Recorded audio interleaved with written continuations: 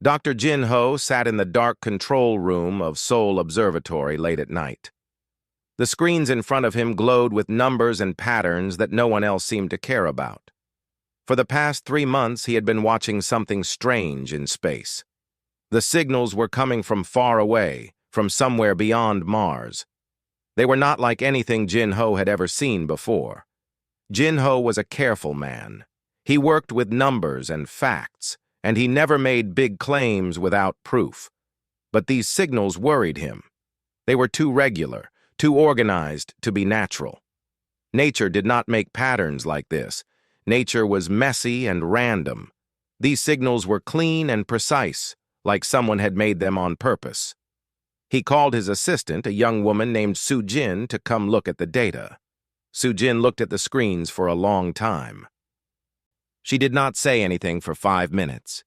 Then she asked, "Is this real? This cannot be real." Jin Ho nodded slowly. He was afraid too. What they were seeing might be the most important thing in all of human history.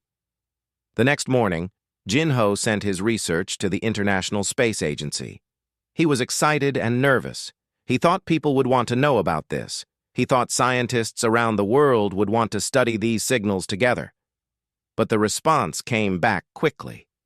The agency said the signals were probably just equipment problems. They said his sensors might be broken. They said to check his machines and try again. Jin Ho was shocked. He checked his machines 3 times. Everything was working perfectly. The signals were still there, still coming from space, still showing the same perfect patterns. He tried to send his research to other scientists and universities. No one answered. No one seemed interested. One scientist said Jin Ho was probably looking at radio signals from some old satellite. Another said it was cosmic noise. Everyone had an easy answer that did not require them to think too hard. But Jin Ho could not stop thinking about it. He knew in his heart that something big was happening. The problem was that no one would listen to him. He felt alone with his discovery, and that loneliness scared him more than the signals themselves. Meanwhile, across the city, Hae-young sat in a small office at Military Intelligence Headquarters. Hae-young was not like other military officers. She was smarter and more curious. She read reports that other people ignored. She asked questions that made her bosses uncomfortable. She believed that danger often hid in places where most people did not think to look. One evening, Hae-young received a strange email from her friend who worked at the space agency. The friend said that a scientist named Dr. Jin Ho had discovered something unusual, but that everyone had ignored him. The friend thought it was wrong and wanted to know if Hae-young was interested. Of course, Hae-young was interested. She believed in following mysteries wherever they led. Hae-young looked up Jin Ho's research online. It took her many hours of work, because Jin Ho had put his data on small websites where most people would never find it. But when she finally read his full report, she felt a chill run down her spine. These signals were real. Someone or something was sending them from space. And someone or something was watching Earth. She picked up her phone and called Jin Ho directly. They had never met before, but she knew she had to speak with him. When Jin Ho heard her voice, he was surprised. Finally, someone believed him. They agreed to meet the next day at a small coffee shop far from the military building. When they met, they talked for hours. Jin Ho showed Hae-young more data on his laptop. Hae-young told Jin Ho about strange military reports she had seen. Satellites were disappearing from orbit. Communication stations were having problems that no one could explain. And all of these problems had started around the same time that Jin Ho's signals began. "Someone is testing us," Hae-young said. "They are checking to see what we know and what we can do." Jin Ho nodded. "And when they think they know enough, they will come." That night, Hae-young made a decision. She would start a secret investigation. She could not tell her bosses because she was not sure they would believe her. She could not tell the government because she was not sure they would listen. Instead, she would find other people who saw what she and Jin Ho saw. She would find people who were smart enough and brave enough to help them figure out the truth. She called Dr. Min Ah, a quantum physicist who worked at a university. She called Tai Yang, a young engineer who had always asked smart questions in meetings. She called Ji Woo, a soldier who had proven that he could think for himself. One by one, she told them what Jin Ho had discovered. One by one, they agreed to help. In the weeks that followed, the team worked in secret. They met in different places so no one would notice them together. They shared information using old methods, writing things down on paper instead of sending emails. They knew that if someone was watching Earth, they might also be watching the Internet. Every day, new pieces of the puzzle came together. The signals from space were becoming more organized and more complex. They were not just simple messages anymore. They were instructions. They were plans. It was clear now that someone far away in the universe was preparing for something. They were getting ready for something big. Jin Ho realized that the signals were a test. The aliens were checking to see if humanity could even notice them. If humans could not see the signals, then humans were too stupid and dangerous to survive. If humans could see the signals, then at least they would have a chance to prepare for what was coming next. But there was a problem. Almost no one knew about the signals except for their small team. The rest of the world had no idea that danger was coming. How could they warn people when no one would believe them? How could they prepare when the world did not even know what they were preparing for? That night, Jin Ho sat alone again in the observatory. He looked at the signals on his screen one more time. They were still there, still coming from far away in space, and now he understood something that scared him more than anything else. The signals had changed. They had become faster and stronger. Whatever was coming, it was coming soon. The secret team worked harder than they had ever worked before. Jin Ho spent every night at the observatory studying the signals. Hei Young used her military connections to find reports about missing satellites and broken communication systems. Mina worked on understanding the mathematical patterns hidden inside the signals. Tai Yang looked for proof that the patterns were spreading through computer networks around the world. Ji Woo kept them all safe, watching for anyone who might be following them or listening to their conversations. What they discovered made their hearts beat faster. The signals were not coming from just one place in space. They were coming from many places, and they were all working together like one giant mind. This was not the work of some small alien civilization. This was the work of something massive, something powerful, something that had been planning this for a very long time. Mina called the others to meet at a safe house away from the city. She had made a discovery that changed everything. She had taken the signals and looked at them in a new way, using mathematics that most people did not understand. What she found was like finding a secret message written inside another message. "Look at this," Mina said, pointing at her computer screen. "The signals have been teaching us something. They have been showing us patterns and then waiting to see if we would understand them." "What do you mean, teaching us?" Ji Woo asked. "They are testing us," Mina explained. "They are sending simple patterns first. Then they send harder patterns. If we understand the patterns, it means we are smart enough to be a threat. If we do not understand them, it means we are too simple and maybe not worth keeping alive." The room went quiet. Everyone understood what Mina was saying. This was not just an observation mission. This was a test to see if humanity deserved to exist. Hei Young had brought military reports with her. She showed the team documents about satellites that had stopped working without any reason. The satellites were expensive and very important. They were used for communication and for watching other countries. But one by one, they had all stopped working at exactly the same time. "This was not an accident," Hei Young said. "This was on purpose. Someone disabled them all in perfect synchronization. That takes incredible technology and incredible planning." Taeyang showed his findings next. He had looked at computer networks around the world and found something very strange. There were tiny programs hidden inside important systems.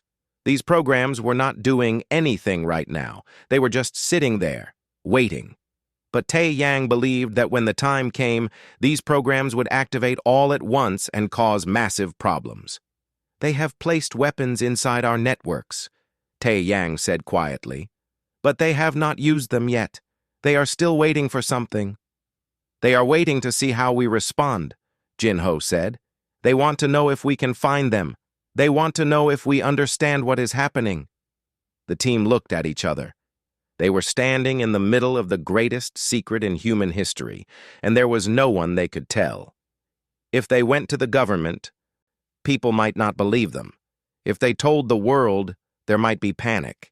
If they did nothing, humanity would be caught completely unprepared when the aliens finally made their move.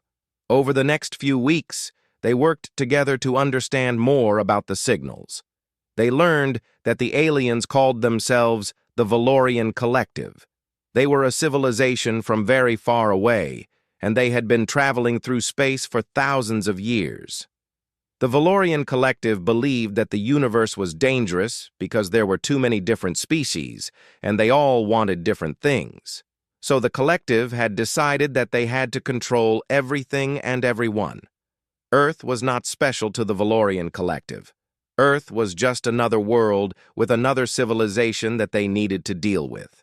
According to their logic, humanity was too chaotic and too violent.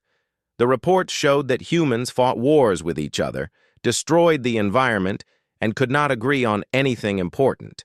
So the collective had decided that humanity was a problem that needed to be solved. "They want to delete us," Jiwoo said, reading through the translated messages. "They think we are bad for the universe, so they want to eliminate us before we can grow stronger." Mena discovered something important, hidden in the quantum encryption of the messages. There was a weakness. The Valorian Collective had not expected to find anyone smart enough to decode their signals at all. They had made their system strong but not perfect. If someone was clever enough and patient enough, they could find a way to break through the encryption. "We might be able to send them a message back," Mina said, "but I need more time and more power to do it." "What would we even say to them?" Taeyang asked. "The truth," Jinho answered. "We would tell them that we see them. We would tell them that we know what they are planning. And we would tell them that humanity is not what they think we are." But before they could do anything, the signals changed again. They became urgent and rapid. The pattern of the messages showed that the Valorian Collective was running out of patience. They were not going to wait much longer. The invasion was going to happen soon, maybe within weeks or even days. Hae-young knew she had to tell someone in the government. She could not keep this secret anymore. She went to General Park, a military leader who had always supported her work. She brought all the evidence, the satellite reports, the computer programs, Jinho's signal analysis, Mina's mathematical proof, and Tai Yang's network reports. General Park listened carefully. He was a smart man, and he understood the importance of what Hae-young was telling him. But he also understood the danger. If this information became public, the world would fall into chaos. People would panic.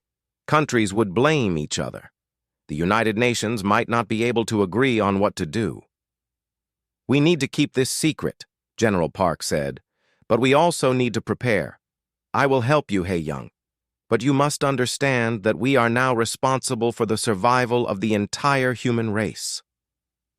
That night, Jinho stood once more in the observatory. He could feel something in the air, something that made him know that everything was about to change. The signals were still coming from space, but now they were not just signals, they were warnings.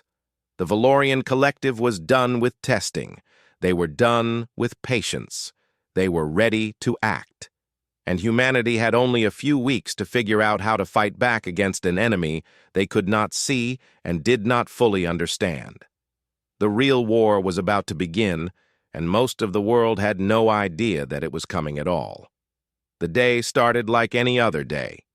People woke up, drank their morning coffee, and went to work. They had no idea that their world was about to change forever. In the afternoon, without any warning, the power went out in 17 cities across the world at exactly the same moment. New York lost electricity. London went dark. Tokyo stopped. Seoul stopped. Mumbai stopped. The blackouts happened so fast that no one could understand what was occurring. In control rooms around the world, engineers looked at their screens in confusion. Everything showed normal, but there was no power. The systems that controlled the electricity were not broken. They were just stopped. It was like someone had flipped a switch that only they could see. In military bases, alarms started ringing. Generals called emergency meetings. In hospitals, backup generators started up to keep people alive. In homes, families gathered in the dark, confused and scared. But most importantly, in government offices, leaders realized that this was not a simple accident. This was an attack. The Valorian collective had begun their invasion, but not in the way humans had imagined. There were no flying ships in the sky. There were no giant explosions. Instead, the attack came through the networks and systems that controlled modern civilization. And because humans had built everything to depend on electricity and computers, the attack was incredibly powerful. Hei Young was at military headquarters when the power went out. Her team had been preparing for this moment for weeks, but still, the reality of it was shocking. She had backup power and backup communication systems that the collective did not know about. While other military leaders were scrambling to figure out what had happened, Hei Young was already calling Jin Ho and the others. "It has started," she said simply. "They have turned off the power in multiple cities." "No," Jin Ho said on the other end of the phone. His voice sounded very far away. "It is worse than that. They have not just turned off the power. They have shut down the network that controlled it. The systems that run everything are broken now. Or not broken.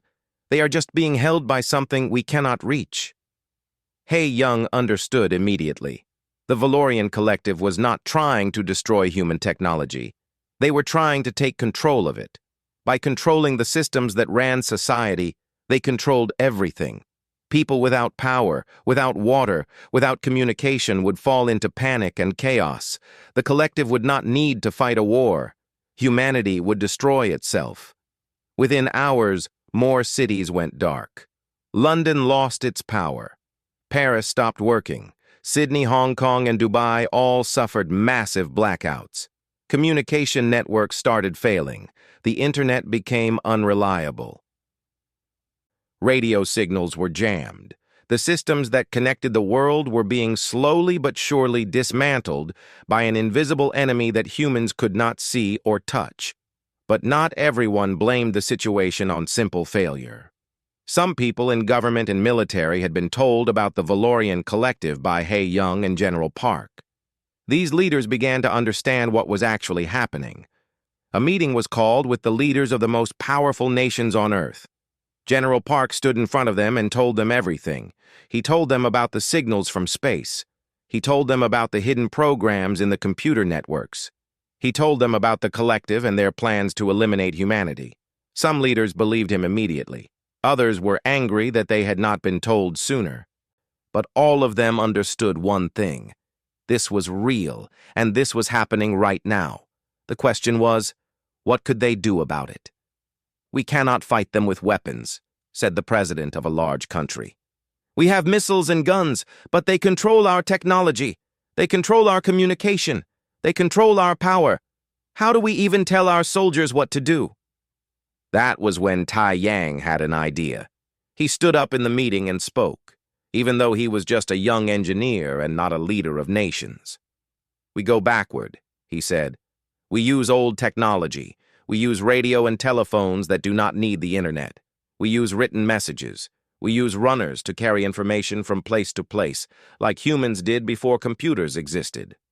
For a moment, everyone stared at Tai Yang like he was crazy. But then they understood what he meant. If humanity gave up the idea of using modern technology to fight the collective, then the collective could not control them. They could use the oldest and most reliable technology that existed, human beings themselves. The governments of the world started using radio stations that were not connected to the internet. They sent soldiers on motorcycles to carry messages between cities. They used old telephone lines that had been forgotten and buried for decades. They organized people in person, face to face, something that the collective could not monitor or control. But the collective was smart too. They realized what humans were trying to do, so they started attacking the physical infrastructure. Power lines were shut down. Water pipes were damaged by precision attacks that no one even saw. Food supplies were disrupted, the streets filled with people who were confused, hungry, and scared. Yet something unexpected happened. When people were thrown into chaos without their technology, they began to help each other. Neighbors who had never spoken before shared food and water. Communities organized to protect their streets. People worked together not because a computer told them to, but because they understood that they had to survive together or they would not survive at all. Jinho watched all of this from the observatory, still partially powered by an old backup system that ran on wind power. He looked at the signals from space and saw something that made him understand the nature of the war they were fighting. The collective had expected humanity to give up. They had expected people to run around in panic without any plan or organization. But instead, humanity was adapting. "They do not understand us," Jinho said to Mina, who was working beside him. "They think we are just machines that can be controlled through our technology. But we are not machines. We are alive, and when we are threatened, we remember how to be human." Mina was working on breaking the encryption in the collective's signals. She had found a way to create a virus that could attack their quantum encryption system. But it would have to be uploaded from inside the collective's main relay station, which was hidden deep beneath the Pacific Ocean. "We will need someone brave," Mina said.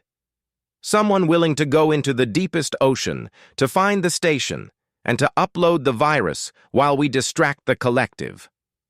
If this person fails, they will die. If they succeed, they might save the world."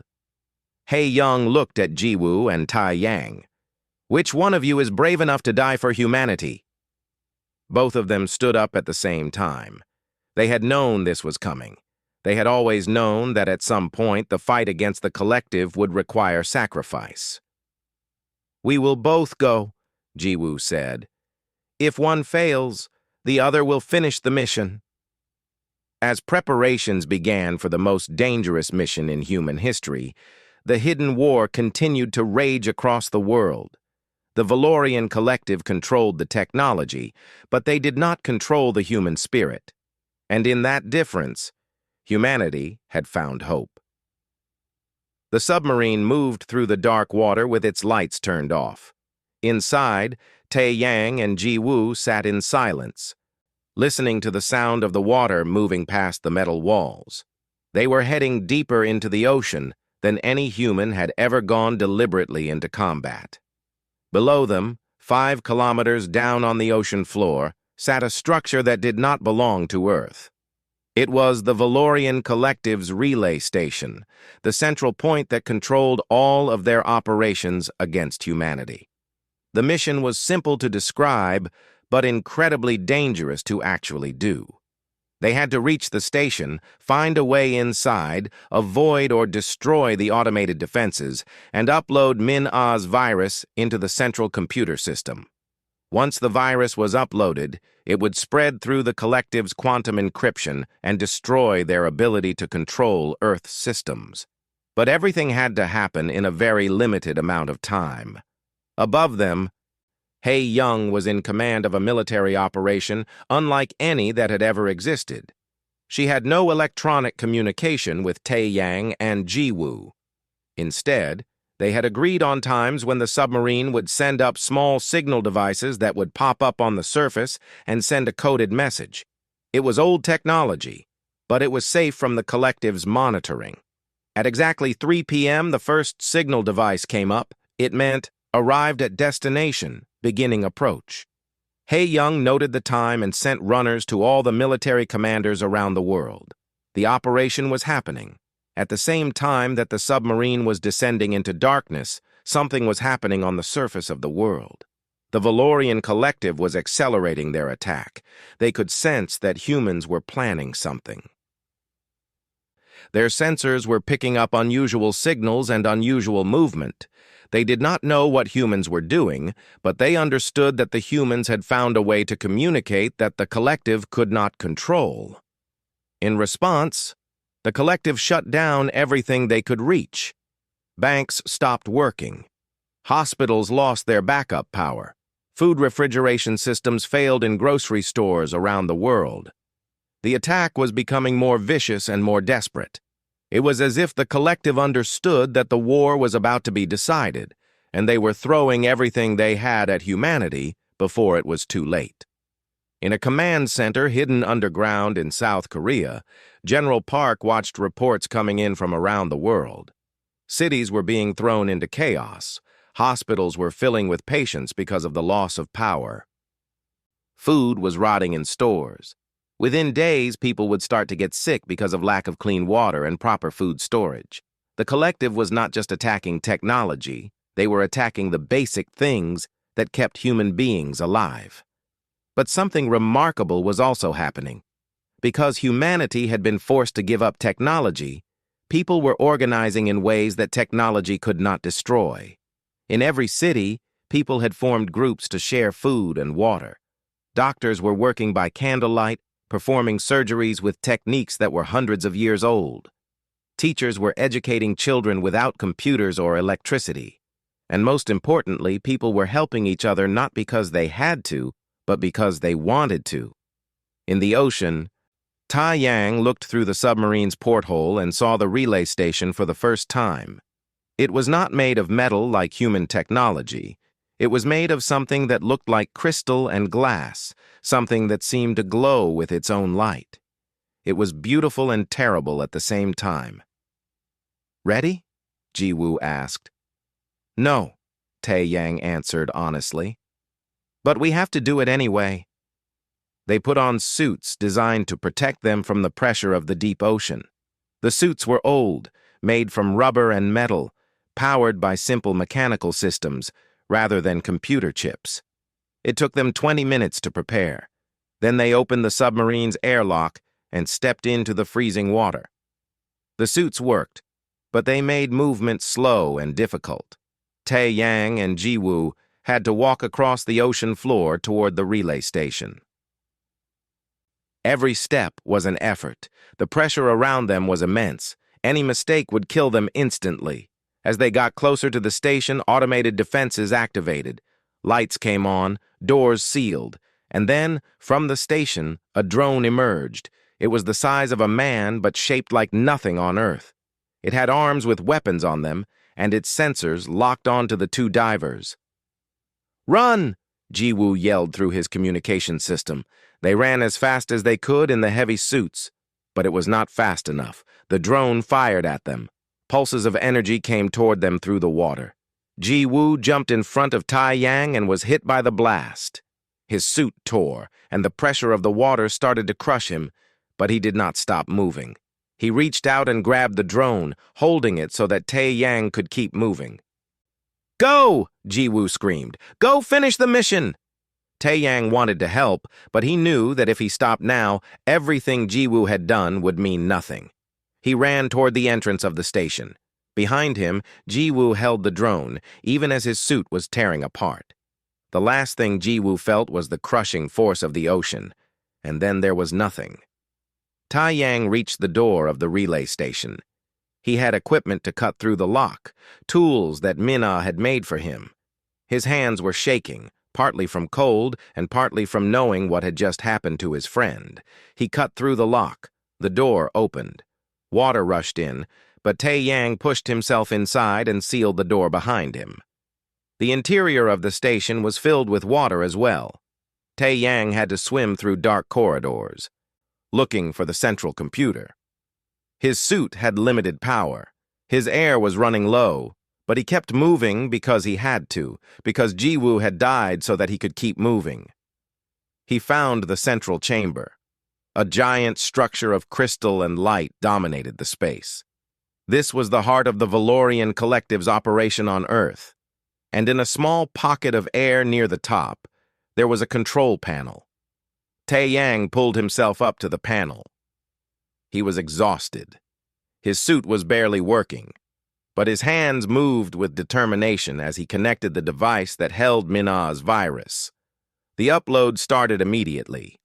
Above, in the command center, Hae-Young saw the signal device pop up on the surface of the ocean. Then she saw another signal that Min-Ah had told her to watch for. The virus had been uploaded. "They did it," someone said in the command center. "At what cost?" General Park asked quietly, because he already knew the answer. The virus spread through the Valorian Collective systems like fire through dry wood. In seconds, it had destroyed most of their encryption. In minutes, their global control began to fail. The automated attacks stopped. The drones shut down. The network that had been slowly killing Earth's civilization came apart. Tai Yang floated in the water, watching the light of the relay station fade away. He had no air left. His suit was destroyed. He closed his eyes and thought about Ji-Woo, who had given everything for this moment. And then, to his surprise, light filled his vision. The submarine had come back. The captain had taken a risk and gone back to the relay station, hoping that someone had survived. Tai Yang was pulled up and brought inside, gasping and crying, alone but alive, while his friend remained in the darkness below. When they reached the surface and Tai Yang told them what had happened, the entire world knew that humanity had given the most precious price for survival: the blood of its children. But that blood had bought them victory. For the first time in 2 weeks, electricity came back to the cities. The lights turned on. The computers woke up. Communication systems that had been dead for days suddenly started working again. In homes across the world, people cried with happiness as simple things like refrigerators and lights came back to life. But more importantly, the Valorian Collective's control was broken. Without the relay station, the Collective's ships in orbit around Earth could not communicate with each other or with their command center on the Collective's home world. They were like soldiers with no commander, ships with no purpose. And without being able to control Earth's systems, they could not defend themselves against human weapons. General Park made the decision that he had hoped he would never have to make. He ordered military forces from every country to unite under one command. For the first time in human history, the militaries of the entire world worked together with one purpose: to protect their planet. The first strike came from missiles that had been hidden and powered by old-fashioned rocket fuel for weeks. They shot into the sky before the Collective ships could react. One ship exploded in brilliant fire. Then another. The Collective fleet, designed to fight human militaries that used computer-controlled weapons, was defenseless against ancient technology fired by hand and guided by human skill. But the Collective did not give up easily. They sent their remaining ships down into Earth's atmosphere to attack the ground. This was a mistake. Without the relay station helping them, without the quantum encryption that protected them, they were vulnerable. Human weapons that had been designed decades ago could now hit them. The sky filled with explosions as human and alien technology collided for the first time. In cities around the world, people came out of their homes to watch the battle happening above them. Some were terrified, but many felt something else: hope. The invisible war that had been fought in computers and networks was now visible, and humanity was winning. But victory in the sky was not the real victory. The real victory came when Hae-Young and her team finally revealed the truth to the world. She went on every radio station and television channel that would take her. She showed the signals that Jin-Ho had discovered. She showed Min-Ah's mathematical proof that the aliens were real. She showed Tai Yang's reports about the hidden programs in the networks. And she told the world about Ji-Woo, who had died so that humanity could live. We are not victims, Hae Young said, speaking to the entire world. We are not helpless.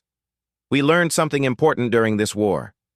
We learned that when we work together, we can do amazing things.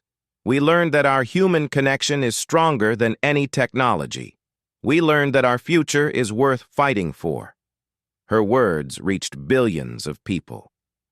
In every country, people heard her speak about how humanity had faced destruction and survived, and they began to understand something that the Valorian Collective had never understood. Humanity was not divided. Humanity was one species, living on one world, and when threatened, humanity would stand together. Minna received a message on one of the old radio systems. It was from the Collective, but it was not a threat. It was something else, a question. "Why do you choose to suffer together instead of surrendering to save yourselves?" the message said. Minna looked at the question for a long time before answering. She spoke back through the same radio frequency, knowing that her words would be heard by an alien civilization that had never encountered anything like what she was about to tell them. "Because we are not alone," Minna said. "When one of us suffers, we all suffer. When one of us is threatened, we all stand up to fight. We choose to suffer together because that is what it means to be human. We choose to protect each other because that is what it means to have a home, to have a family, to have hope." There was a long silence. Then the Collective sent another message. "We do not understand this. For millions of years, our civilization has worked through control and order. But you have shown us something we have never seen.